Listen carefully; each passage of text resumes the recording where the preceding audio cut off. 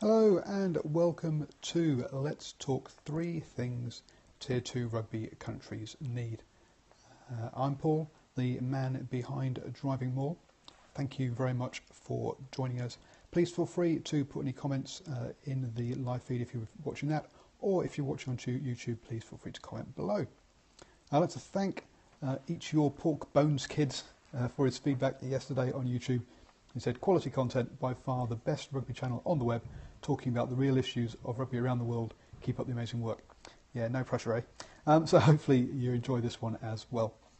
So let's crack into it. I'm going to the three key things I think Tier 2 countries need to grow rugby in their countries.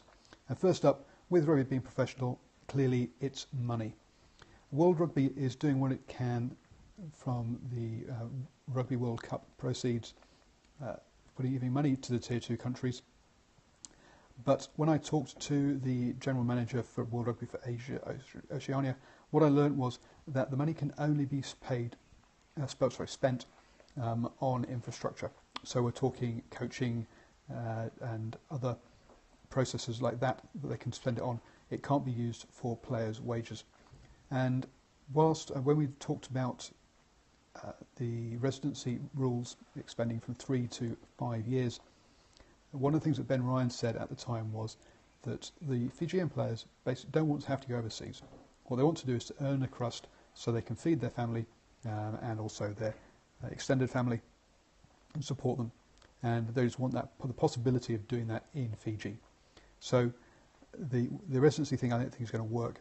What these countries need is the funding to be able to run professional teams onshore so they can retain their players. The second big thing, and it's going to go towards this, is that they need home games against Tier 1 teams. They need games against Tier 1 teams full stop, and they're starting to get that during the November tests. What they also need is they need home games against Tier 1 teams. They need guaranteed ones over a certain amount of time. The reason for this is this then lets them invest in infrastructure, such as stadiums and training facilities, but it also lets them build up the commercial links they need with local businesses, and they can build for things like corporate sales, etc., that fund so much of Tier 1 rugby around test matches. One of the complaints, or one of the points that was made about the All Blacks trip to Samoa was that it cost Samoa $1 million. Now, part of the reason for that is they didn't have the commercial links all set up, or the marketing, etc., to sell make the right kind of income from that game. So these countries need they need home games, and they need them to be regular. So say it's like at least one a year, so they can build up those kind of links. The third and final thing that I think all these countries need is competitions, so that they actually know they have regular games every year, and the fans know what they're going to get. The American Rugby podcast was over the moon when they got the America's Rugby Championship. It meant that the fans and they knew there were going to be regular games. They knew when during the year they were going to be playing and who they were going to be playing. It built up rivalries. It built up the competition, and they could actually build off that. And they can build a fan base off that. It's a bit of a problem there in that you also have the Asia Rugby Championship, which is also an ARC. So they've got to be a bit careful mixing up the acronyms and everyone just copying the same tournament names. But at least Asia has a tournament in place that happens every year. It used to be known as the Asia Five Nations. Europe are also lucky, and they also have it. They have what's now called the Rugby Europe International Championships, which is a bit of a mouthful. But at least the teams there know they're going to have regular games and regular home games. If you go down to Africa, there's nothing there. So Namibia, Kenya have nothing that they can build their infrastructure or the support base around. In the Pacific Nations Cup, that has had so many different formats, so many different locations, that again, the countries there can't build up a fan base. Well, on the islands they actually already have a fan base, but the fans there aren't going to know. They can't plan their trips.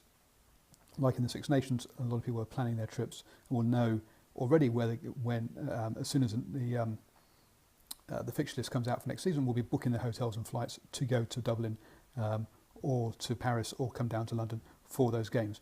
the in the Pacific Nations Cup just hasn't given them that, and I say there's nothing for Africa either. So summing up, I think those are the three main things: is they need cash, which World Rugby is giving some of it for, but it's not around the players.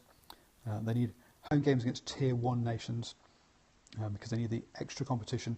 They also need Tier 1 games away as well, but also to let them build up the infrastructure and the commercial links, and they need competitions that their fans can recognise and get behind and watch and know they're going to have on an annual basis.